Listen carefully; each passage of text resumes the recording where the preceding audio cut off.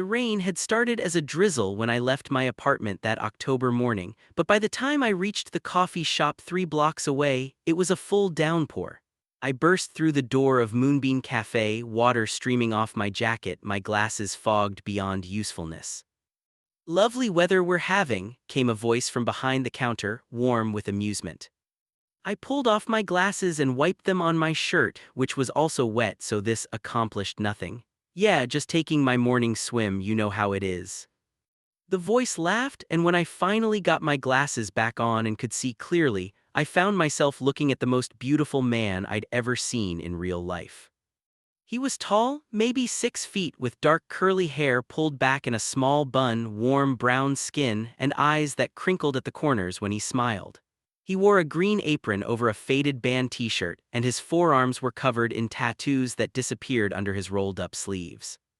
"First time here?" he asked, still smiling.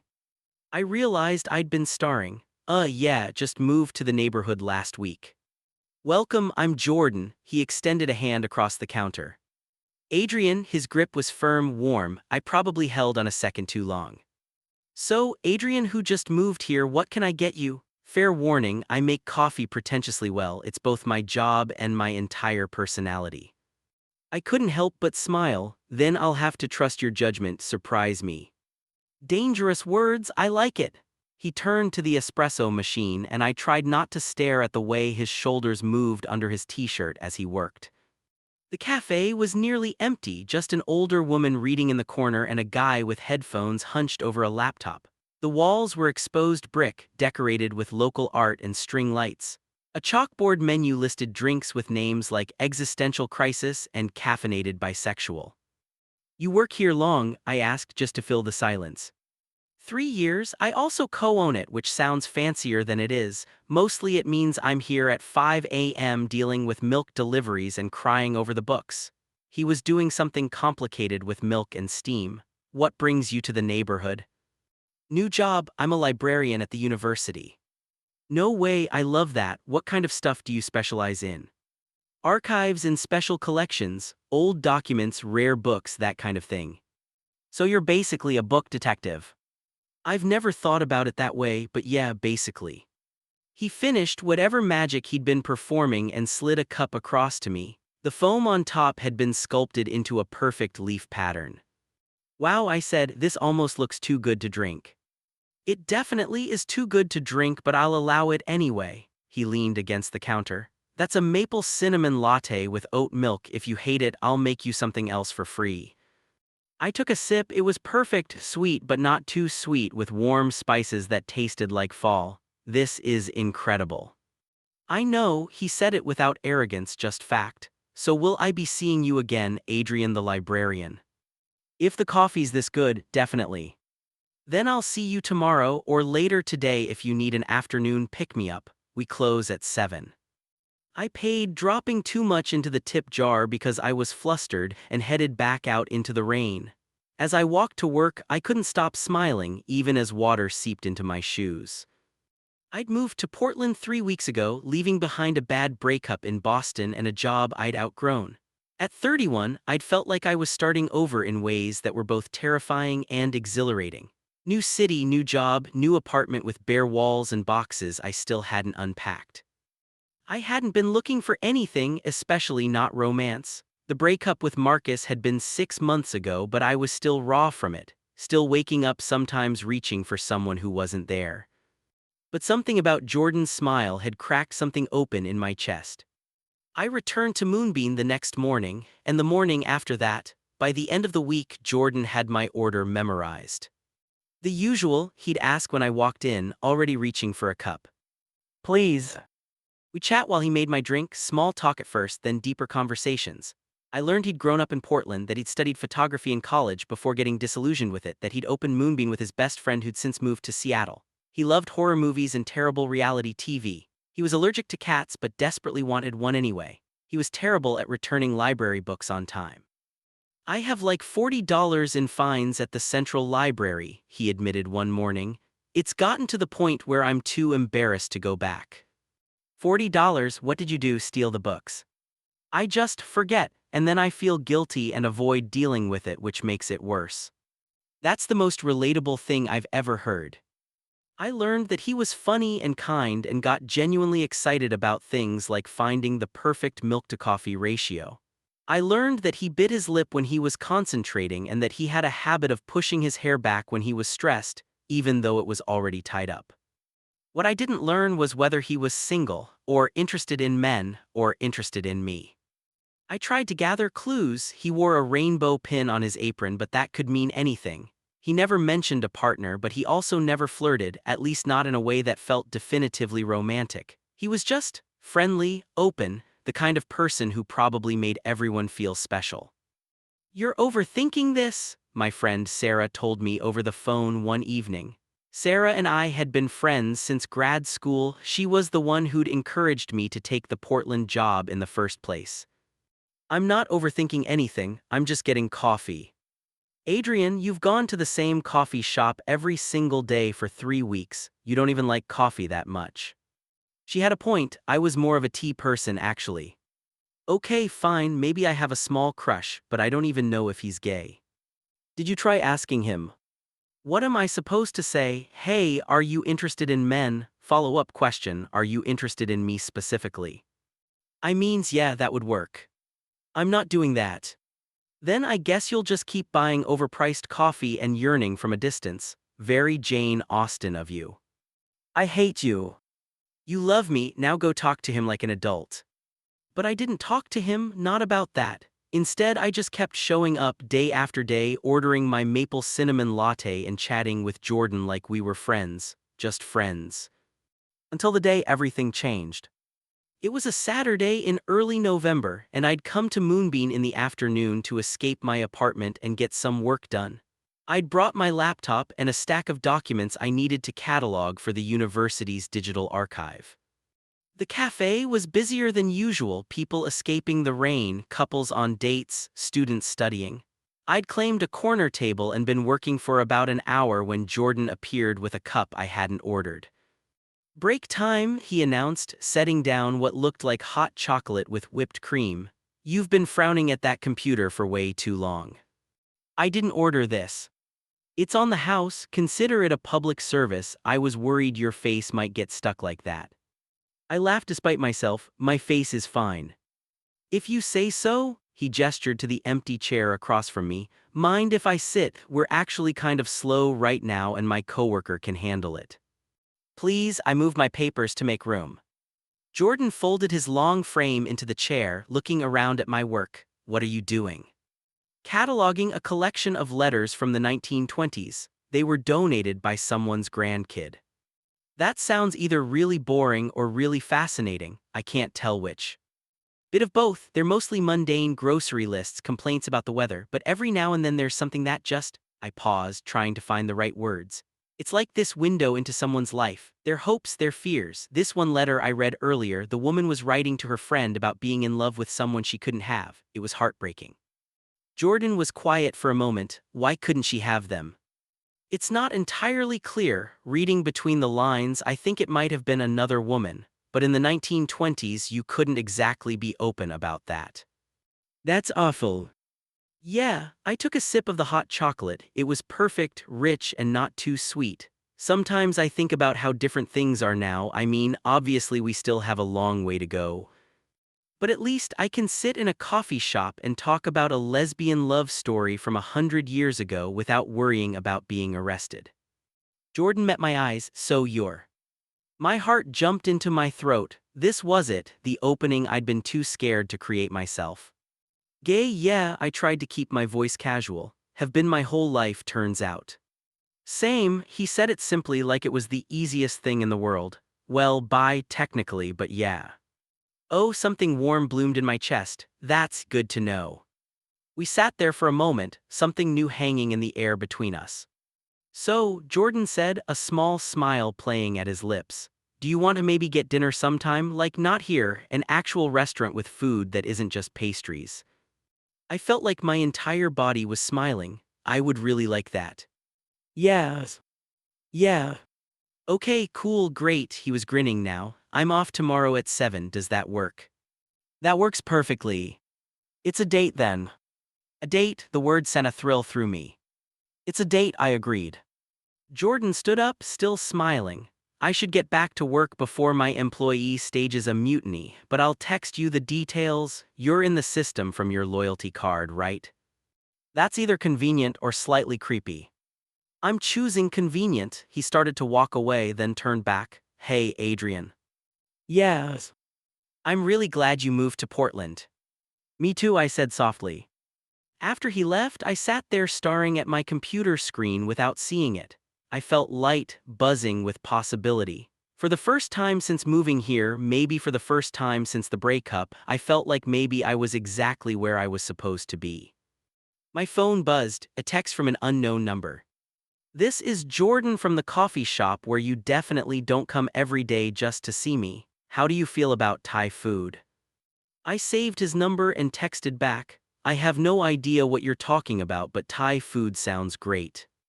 Liar, there's a place in Hawthorne that's amazing. I'll pick you up at 7:30. I sent him my address and spent the rest of the afternoon pretending to work while actually just replaying our conversation in my head. Sarah called that evening while I was standing in front of my closet in a mild panic. What do I wear? I asked without preamble. Wait, back up, what happened? I have a date tomorrow with Jordan, the coffee shop guy.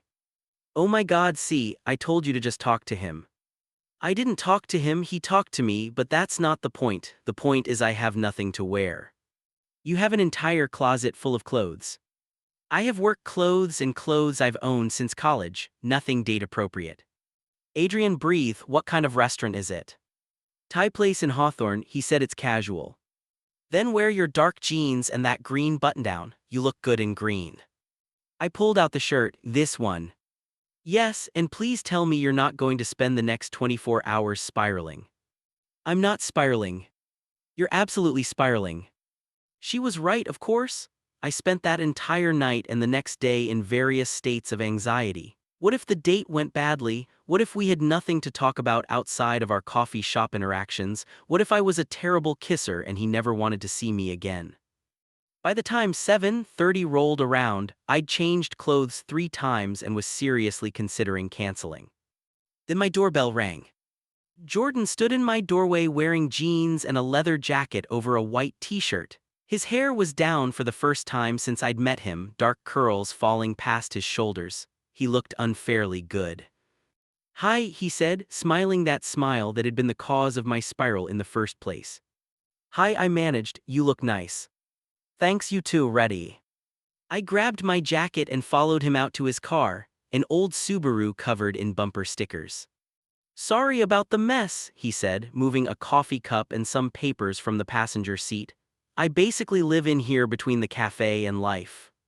It's fine, I buckled in as he started the engine. Indie music played softly from the speakers. The drive to the restaurant was surprisingly easy. We fell into conversation like we had 100 times at Moonbeam, talking about our days, about the book I'd found hidden in the archives, a first edition Hemingway someone had apparently stolen and then returned 40 years later with an apology note, about the regular customer who'd asked Jordan to make him a coffee that tastes like Christmas. What does Christmas even taste like? I asked. According to him, peppermint, cinnamon, and joy, so I made him a peppermint mocha and told him the joy cost extra. Did he pay for the joy? He tipped me $5, so apparently yes. The restaurant was small and crowded with mismatched furniture and string lights everywhere. Jordan had called ahead for a reservation and they led us to a small table by the window. I've been coming here since college, Jordan said as we looked at the menus. The pad thai will change your life. That's a bold claim. I stand by it. We ordered pad thai for him, drunken noodles for me, and fell into easier conversation.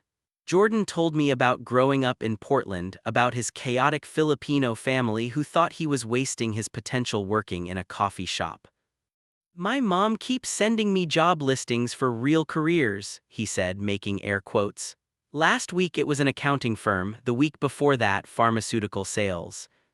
What does she want you to do? Anything that involves a suit and a 401k, apparently. Don't get me wrong, I love my family, but they don't really understand the appeal of owning your own business, especially one that barely breaks even most months. Do you like it, the cafe? I love it. It's stressful and sometimes I want to set the espresso machine on fire, but yeah, I love it. He paused. What about you? Do you like being a librarian? I do. I know it sounds boring to most people. It doesn't sound boring at all. But there's something really satisfying about organizing information, helping people find what they need, and the archive's work is fascinating. Every document tells a story. Like the letters you were looking at yesterday. Exactly, I keep thinking about that woman, whoever she was, whether she ever got to be with the person she loved. Jordan reached across the table and took my hand. The gesture was so casual, so natural that it took me a second to process what was happening. I'm glad we're living in a time where we can at least try, he said quietly. My throat felt tight. Yeah, me too. The food arrived and we reluctantly separated to eat. Jordan had been right about the pad thai. It was incredible. We traded bites of our dishes and I tried not to think too hard about how domestic it felt sharing food on a first date. So, Jordan said at one point, I have to ask, that ex you mentioned once, the breakup that brought you to Portland, are you over it? I appreciated the directness. Yeah, I mean, it hurt, but it needed to happen. We wanted different things. He wanted to get married and buy a house in the suburbs and do the whole traditional thing. And I wanted something else, something that felt more like me. What does more like you look like? I thought about that. I don't know exactly, but not suburbs, not that kind of settled. I want to keep growing, changing. I want adventures, even small ones. I want to wake up and feel excited about my life, not just comfortable. Jordan nodded slowly. I get that, comfort is overrated. What about you, exes I should know about? A few, nothing too dramatic. My last relationship ended about a year ago. She moved to New York for a job and we tried long distance for a while, but it didn't work. She. Yeah, like I said, bye. I've dated across the spectrum, he grinned. Equal opportunity romantic disaster. I laughed. That's one way to put it. After dinner, we walked around the neighborhood despite the cold. Jordan pointed out places he loved, a bookstore that stayed open until midnight, a bar that did terrible karaoke on Thursdays, a park where he liked to take photos. Do you still do photography? I asked. Sometimes, not like I used to. I got too in my head about it, trying to make it perfect, trying to make it mean something. It stopped being fun. That's too bad. Yeah, but maybe I'll get back to it someday, when I'm less precious about it. We ended up back at his car, neither of us quite ready for the evening to end. I had a really good time, Jordan said, leaning against the driver's side door. Me too. Can we do this again? Yes, definitely yes. He stepped closer and my heart rate kicked up. Can I kiss you? I nodded, not trusting my voice. Jordan cupped my face with one hand and leaned in. The kiss was soft, tentative, his lips warm against mine. He tasted like Thai basil and something sweet. When we pulled apart, he was smiling. I've been wanting to do that for weeks, he admitted. Really? Since like day 3 of you coming into the shop, but I wasn't sure if you were interested or just really liked coffee. I don't even like coffee that much, I confessed. He laughed, bright and surprised. I knew it, you always make that face when you drink it, like you're trying to convince yourself it's good. In my defense, your coffee is actually good, I'm just more of a tea person. Why didn't you say something? Because then I wouldn't have an excuse to come see you every morning. Adrian, he kissed me again, deeper this time, you never needed an excuse. He drove me home and we kissed again outside my apartment building, until a neighbor's dog barked and reminded us we were making out in public. Text me when you get home safe, I asked. It's like 10 minutes away. Still. Okay, he grinned, you're sweet. I watched him drive away, then floated up to my apartment. My phone buzzed before I even got my jacket off. Home safe, thanks for worrying, when can I see you again? Tomorrow. I work until 3, come by after. It's a date. I fell asleep that night thinking about the way Jordan had looked at me across the dinner table, the way his hand had felt in mine, the way he'd kissed me like I was something precious. For the first time in months, I felt hopeful about the future. Chapter 2, Learning Each Other. The next few weeks passed in a blur of stolen moments and late-night conversations. Jordan and I fell into an easy rhythm, I'd stop by Moonbeam most mornings before work, and we'd talk while he made my drink, which had shifted from coffee to various teas. After his shift, we'd get dinner or take walks around the city or simply exist in each other's spaces. I learned more about him with each passing day, that he sang off-key in the car and didn't care who heard, that he was terrible at video games but played them anyway with endearing determination, that he collected vintage cameras he found at estate sales but never actually used, that he had nightmares sometimes and wouldn't talk about them. "It's nothing," he'd say when I asked, "just stress." I didn't push even though I wanted to. We went on real dates, to movies and museums, and a truly terrible open mic night where Jordan insisted on staying for every single act. We also did nothing dates, curled up on my couch watching reality TV or sitting in comfortable silence while I worked and he edited photos on his laptop. He started keeping a toothbrush at my apartment. I started keeping clothes at his place. We fell into domesticity without meaning to, and it felt right in a way that scared and thrilled me in equal measure. "I like you," I told him one night. We were in his bed, the street light filtering through his window casting shadows across his face. "I like you too," he said, smiling. "That's generally how dating works." "No, I mean, I really like you. This is starting to feel serious." His expression softened. "Is that okay?" "Yeah, it's just been a while since I felt like this about someone. I'm a little out of practice." Jordan propped himself up on one elbow. "What does like this mean?" "Like I want to tell you about my day, like I get excited when I see your name on my phone, like," I took a breath, "like I could fall in love with you if I'm not careful." "Who says you need to be careful?" My heart stuttered. "You're not scared." "Terrified," he admitted, "but also really, really happy, so I'm going with that." He kissed me then, slow and deep, and I let myself fall a little bit more. But of course, nothing was ever that simple. The first crack appeared in early December during a party at Moonbeam. Jordan had decided to host an open mic night art show for local artists, and he'd been stressed about it for weeks. "What if no one comes?" he'd worried the night before. "What if everyone comes and it's a disaster? What if the espresso machine breaks? What if—" "It's going to be great," I'd assured him, kissing his forehead. "You've planned everything perfectly." The night of the event, the cafe was packed. Artists had hung their work on every available wall. A makeshift stage had been set up in the corner. Jordan was everywhere at once, managing the coffee bar, greeting artists, troubleshooting technical issues. I tried to help where I could, but mostly I stayed out of the way and watched him work. He was in his element, laughing with customers, making sure everyone felt welcome. This was his dream, I realized. This community space he'd created. About an hour into the event, a woman approached me. She was stunning, tall and elegant with long black hair and sharp cheekbones. "You must be Adrian," she said. "I'm Nicole, Jordan's ex." Of course she was. "Nice to meet you," I said, trying not to feel immediately insecure. "Jordan's told me about you. He seems really happy." "We're happy," I confirmed, not sure what else to say. "Good, he deserves that." She glanced over at where Jordan was explaining something to an artist. "We're still friends, you know. I wanted to tell you that so it wouldn't be weird. I'm not here to cause drama or anything." "I appreciate that." "He's a good person, but he has a hard time letting people in all the way. Just be patient with him."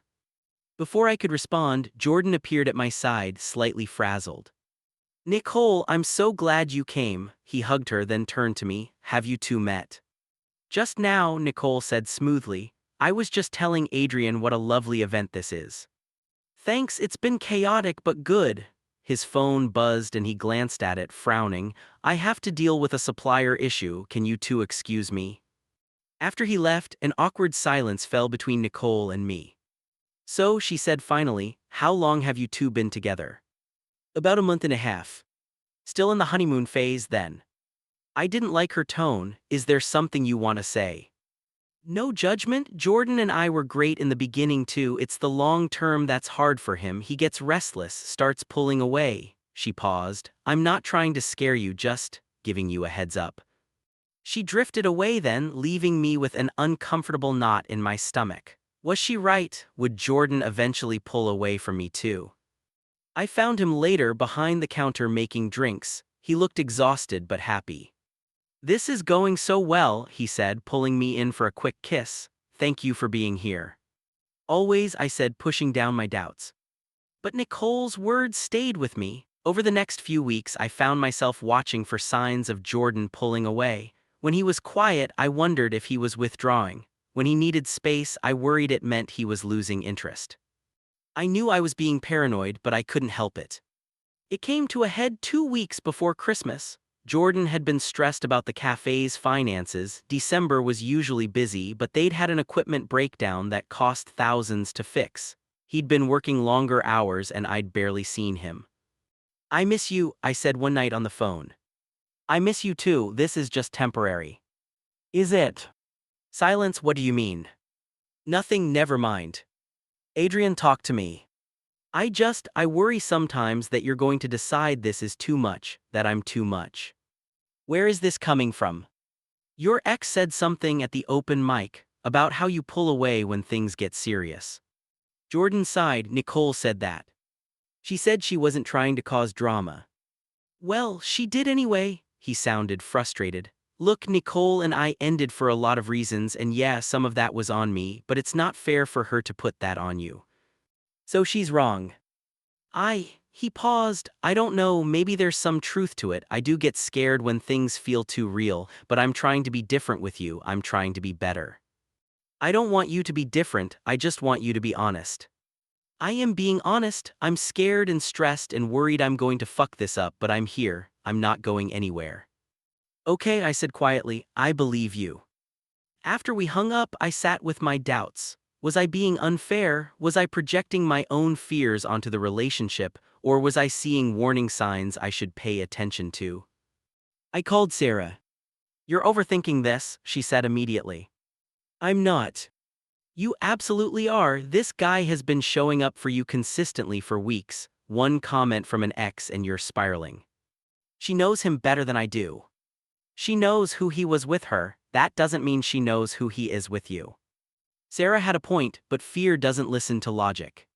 Jordan showed up at my apartment the next evening, unannounced. He looked tired. His hair messy, still wearing his work clothes. Can I come in? He asked. Of course. We sat on my couch, and he took both my hands in his. I've been thinking about what you said last night about being scared that I'll pull away. He took a deep breath. I need to tell you something about my last relationship. My stomach dropped. Okay. Nicole and I broke up because I sabotaged it. She wanted to move in together and I freaked out. I picked fights about stupid things, I manufactured reasons to be distant, and eventually she got tired of it and left. Why are you telling me this? Because I don't want to do that with you, because you deserve to know what you're getting into. He met my eyes. I have commitment issues, I'm working on them, but they're there, and I need you to call me out if I start pulling that shit with you. Jordan. I really like you, Adrian, more than I've liked anyone in a long time, and that terrifies me because I keep waiting for the moment when I ruin it. I squeezed his hands. You're not going to ruin it. You don't know that. No, but I believe it, because you're here being honest with me. That's not something someone who's planning to run away does. He pulled me into a hug and I felt him shake slightly. Thank you for being patient with me. Thank you for being honest. We stayed like that for a long time, holding each other in the quiet of my apartment, and when we finally pulled apart, something had shifted between us, something deeper, more real. It wasn't perfect. We still had moments of miscommunication, times when Jordan's fear flared up or when my insecurity got the better of me, but we learned to talk through it, to be honest even when it was uncomfortable.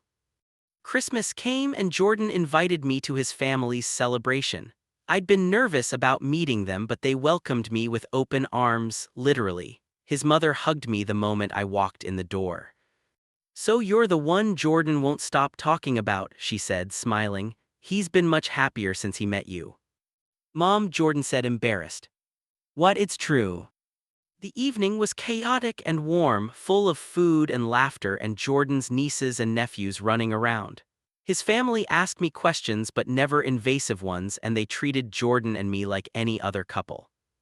Late in the evening, we stepped outside for air. Jordan pulled me close, both of us bundled in jackets against the cold. Thank you for coming tonight, he said. Thank you for inviting me, your family is wonderful. They liked you, my mom already asked when you're coming back. I laughed, is that a good sign? The best sign, he kissed me softly, I love you. The words hung in the cold air between us. It was the first time either of us had said it. I love you too, I said and meant it with my whole heart. He kissed me again, deeper this time, and I felt something settle in my chest. This was real, this was happening, and for once I wasn't scared. Asterisk Chapter 3, Building Something. January brought a cold snap that turned Portland into a frozen wonderland. Jordan and I spent most of our free time huddled inside at his apartment or mine, under blankets, watching movies or just talking for hours. I think this is my favorite thing, Jordan said one evening. We were at his place, sprawled on his couch, my head in his lap as he played with my hair. What is this? Just existing with you, nothing fancy, just us. I tilted my head to look up at him. You're getting sappy in your old age. I'm 29. Ancient. He tickled my ribs in retaliation, and we ended up wrestling on the couch, laughing like kids, until we were breathless and tangled together. I really do love this, Jordan said more seriously. Love you, in case that wasn't clear. It's clear, I kissed him, I love you too. The words still felt new, exciting. We said them often now, casually, when leaving for work, when hanging up the phone, when one of us did something particularly thoughtful. They'd become part of our language. But love, I was learning, wasn't just the easy moments. It was also learning how to navigate the hard ones. Jordan's cafe was struggling. The equipment repairs in December had drained their savings and business was slow in the winter months. He tried to hide how stressed he was, but I could see it in the tension in his shoulders, the way he'd zone out during conversations. Talk to me, I said one night when I found him staring at spreadsheets with a haunted expression. It's nothing. Jordan. He sighed, closing his laptop. The cafe might not make it another 6 months if things don't turn around. We're barely covering rent and utilities, and I had to cut hours for 2 of my employees. I'm so sorry, is there anything I can do? Unless you can magically make people drink more coffee, not really, he rubbed his face. I'm thinking about taking on